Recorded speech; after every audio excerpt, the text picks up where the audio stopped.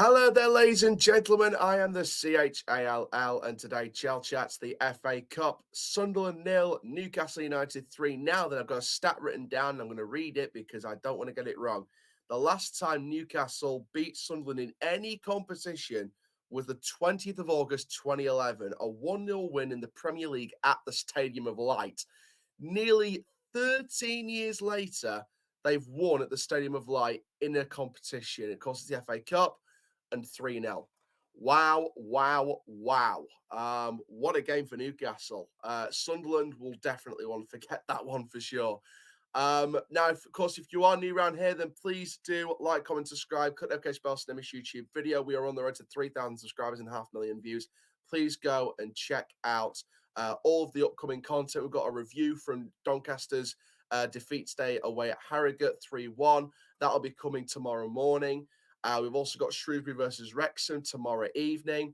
We've also got Man United away at Wigan in the FA Cup on the Monday night. We've also got Euro Cup basketball action on the Tuesday evening. We've also got plenty more Rovers games, Premier League games, and the WWE Royal Rumble coming up this month as well. So then, let's get straight into this one then. Sunderland 0, Newcastle 3. I've taken some notes as usual during this game. I'll be using these as a basis for my description of the game and my analysis of the match, and then just sharing some of my own personal thoughts about both teams as well. So then, first of all, Dan Ballard, one of the first main talking points. Excellent piece of defending to win, to get that tackle in. Brilliant, brilliant tackle. But then in a couple of minutes, he undoes that with that own goal. And it is unfortunate. You know, he did try to clear it away and it kind of sliced off the edge of his knee and went in. And yeah, not the greatest of angle in the world. But yeah, Ballard, I felt for him at that point because he did some excellent defending a couple of minutes before that. And yeah, did brilliantly. Really, really good. But yeah, and then it only took what I think 30 seconds to a minute at the start of the second half for Sunderland to make a mistake at the back, and then he had to tap it in after an Almirón pass. Can we talk about Miguel Almirón first of all? Wow, Almirón never gave Sunderland a second to breathe in that match. He was just on it constantly, just on it. And he was pressing from the high. He was pressing from the fast, pressing from the word go, and was getting in Sunderland's face the minute they had the ball. Shout out Bruno Guimaraes as well. That's, I think, second half when he was pumping up that crowd behind the goal, and it felt like a proper derby. And I'll get onto that in a minute because trust me, there's some derby tackles in there as well, some proper derby match tackles. Yeah, so Almirón was just pressing from the minute go. Anthony Gordon, it was kind of funny where there was that moment with that Sunderland player where it's like, if you want my shirt after the game, wait until after the game and I'll give it to you. Yeah, proper S-housery from Anthony Gordon there. You know, he can get a bit fired up and a bit spiced up in some games. So it was good that someone tried blocking him when it came to blows a bit involving Gordon afterwards when they all came together in that second half as well. But yeah, from a Sunderland perspective, I said it's in the corner. I said it's the master of their own downfall. Second goal played it out from the back. One mistake from Pierre Ekwa, and in comes Almirón for the pass into Isak for the tap-in. Sunderland mastered their own downfall again. Penalty conceded. Isak scores the third.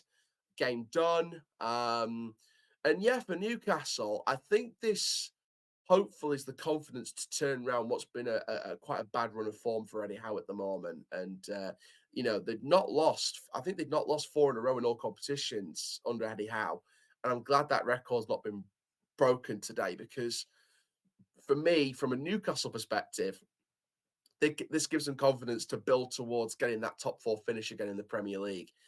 From a Sunderland perspective, a lot to work on going into the rest of their championship campaign. I mean, a lot of fix-ups need happening from the newish manager Michael Beale. Yeah, he needs to seriously fix up quite a few of the mistakes on that pitch. Speaking of the word derbies, there was quite a few derby tackles were in there. The one I want to pick out that in particular was the tackle from Luke 09 on the youngster Lewis Miley for Newcastle. What a tackle that was. Obviously, you know, took one for the team in that one. But that was like the nature, you know. Lewis Miley, confident little youngster, gets the skill on, gets the pace on, and then Luke O'Nine, bang, like a steamroller, straight in. And yeah, there's no nonsense at senior level, period. But it's absolutely no nonsense in a derby match. In a derby match, especially Sunderland versus Newcastle, this is the first Sunderland Newcastle match since 2016 in all competitions. And you know, we're talking here about a Sunderland Newcastle that's been through the mill. I mean, Sunderland went down to League One and back up to the Championship, and Newcastle have been taken over and finished in the top four and got back into the Champions League. You know, the last time Sunderland and Newcastle met up, Newcastle was still owned by Mike Ashley. Sunderland was going through the mill under the previous regime and were relegation contenders, and I think they were relegated that season. Um, and it was worlds apart from where they are now. Sunderland under different owners trying to get back up into that Premier League fight. Newcastle back into the Champions League, got knocked out unfortunately, but will look to get back into Europe this season again.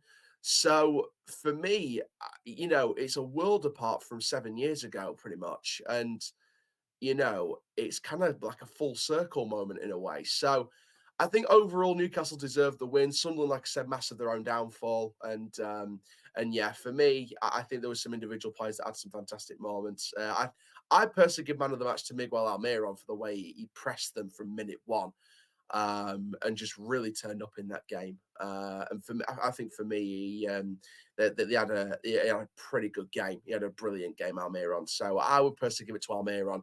But 3-0 Newcastle, they're through to round four. And we will see how that goes from there. But there we go, guys. Thank you very, very much for watching this video. I am the CHALL. Ta-ra for now.